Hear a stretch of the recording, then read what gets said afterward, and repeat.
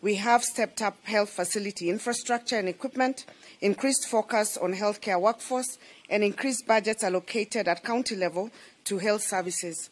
Today, we have a keen focus on primary healthcare and community health services. This launch, Your Excellencies, ladies and gentlemen, goes a long way in improving the capacity of our health system across all 47 counties. As such, the Council of Governors is glad to be part of this flagging off. The universal health coverage agenda is the hallmark of the Kenya Kwanza government's commitment to improve the well-being of Kenyans by ensuring that people have access to the health care they need without suffering financial hardship. Achievement of UHC is not just a health sector matter, but one that requires multi-sectoral action, especially in addressing the social determinants of health like education, physical and social environment, and the wider set of forces affecting people's health and their access to health services. To attain UHC, both levels of government as well as other actors like the private sector must work together in strengthening health service delivery. Your Excellency, ladies and gentlemen, there is a commitment by the Kenya Kwanza administration to accelerate implementation of strategic interventions to address access and affordability barriers to healthcare across county governments. Our first point of call is a paradigm shift by all of us from looking at healthcare as an expenditure to viewing it as a core development input. Investment in healthcare, therefore, is a constitutional responsibility as our citizens have a right to health. It is against this backdrop and the COVID-19 context that Global Fund, through AMREF, as a principal recipient, allocated additional funding to strengthen the medical oxygen ecosystem in Kenya. We thank the Global Fund and AMREF for these efforts. I would like to note that efficient and reliable supply chains are essential to a resilient health system and central to achieving universal health coverage. Reliable supply financing as well as evidence-informed supply forecasting and procurement processes are critical in ensuring sufficient and timely supplies.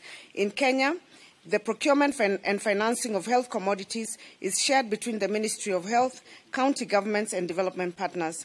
The Ministry of Health and Development Partners finance the procurement of commodities for vertical programs such as HIV, malaria, TB, family planning, while counties procure all other commodities.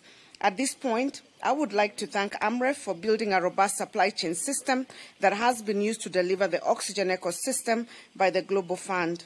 A robust oxygen ecosystem is paramount to not only improving healthcare in Kenya, but also cushioning the country against catastrophic incidences when public health threats strike.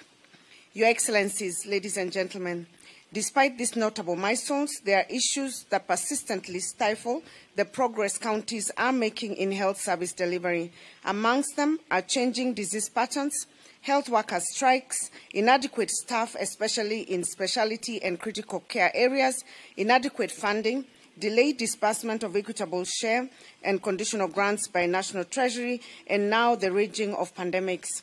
The oxygen ecosystem grants supported by Global Fund address various health system gaps, which is a step in the right direction.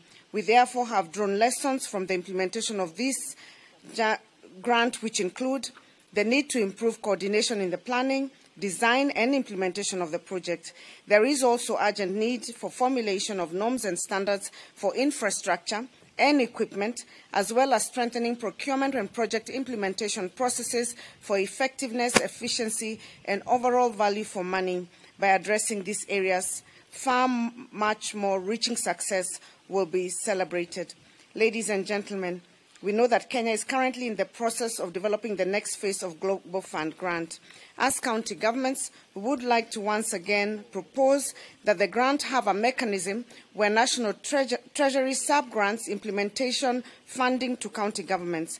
This is a request we have put on the table before the Global Fund, the Ministry of Health, and the Treasury to consider, but has not yet been honored in previous grants. Direct grant funding to county governments will go a long way in enhancing service delivery and building sustainability, especially at this point in time when donor funding is reducing.